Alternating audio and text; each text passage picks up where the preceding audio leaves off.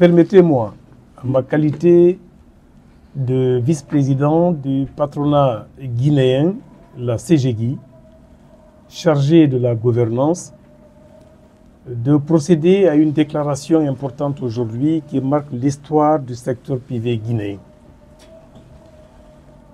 Je dirais que j'ai eu l'opportunité, et c'est un privilège, de recevoir dans mes locaux, même à mon domicile, un certain nombre d'acteurs économiques importants, des fédérations patronales membres, des organisations socio-professionnelles des employeurs et de certains acteurs importants. J'ai écouté avec attention les différentes revendications formulées par ces différentes organisations socio-professionnelles des employeurs. J'ai transmis fidèlement à mes collègues du Présidium les dites préoccupations afin d'en faire un sujet à examiner. C'est des préoccupations qui ont été examinées avant la décision de tenir l'Assemblée constitutive, qui constitue également un sujet d'actualité et qui également pourrait se prolonger si les solutions louables ne sont pas trouvées. Le Présidium m'a écouté. Le Présidium est composé de M. Ansoumane Kaba, président, de M. KPC, Kerfala KPC Kamara, président, vice-président en charge de l'international, M. Ismaël Keïta, président et vice-président en charge de la communication et moi-même en charge de la gouvernance. Ces préoccupations qui sont bien listées, bien précises, ont été examinées par le Présidium et avec beaucoup de sérénité, nous avons trouvé une solution à la préoccupation majeure des acteurs qui ont procédé à ces préoccupations.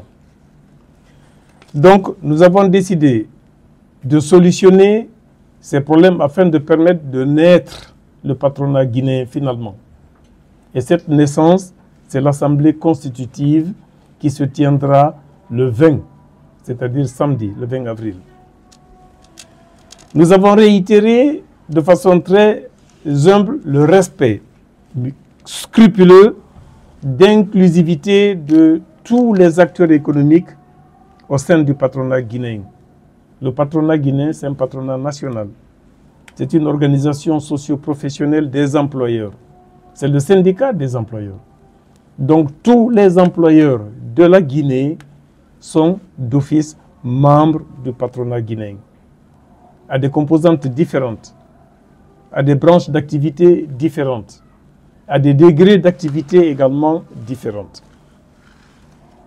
Nous avons rappelé la responsabilité d'honorer nos engagements, des engagements tenus au préalable avant la fusion, parce que vous avez souvenance, il y a eu l'autodissolution des 4 patronats qui existaient au profit d'un patronat unifié, au profit du patronat aujourd'hui appelé la Confédération Générale des Entreprises de Guinée. Ceci étant, puisqu'il répond à la volonté ardente de son Excellence, Monsieur le Président de la République, des différents gouvernants que nous avons aujourd'hui dans ce pays, de tous nos partenaires sociaux, de tout le secteur privé guinéen et de toute la population, nous avons jugé utile d'aller en synergie et de créer ce patronat unifié de façon inclusive et participative. Cela répond exactement à la préoccupation et à la volonté de son Excellence, Monsieur le Président de la République, le général Mamadi Doumbouya, chef suprême des forces armées. Ceci étant donné constatant ces manifestations intempestives qu'il y a eu ces derniers temps dans ce pays, je demande respectueusement à tout le secteur privé guinéen, à tous les acteurs qui se sont sentis certes exclus, de tempérer, de se calmer, parce qu'il y a une solution idoine pour les problèmes qui ont été soulevés. Nous avons décidé donc d'avoir un conseil exécutif consensuel. Il n'y a pas mieux que d'aller de façon consensuelle pour la mise en place de certains organes. Nous voulons aller dans le sens de l'unité, de la paix et pour le bien du secteur privé guinéen. Je demande donc que tout le monde accepte de mettre la balle à terre, qu'il y ait une rétractation des actions engagées, qu'il y ait une volonté dynamique, de façon intégrante, de façon personnalisée, de façon technique et professionnelle, pour que le secteur guinéen soit cette fois-ci doté d'un outil bien représentatif, bien crédible et qui répond aux aspirations totales de tout le secteur privé guinéen.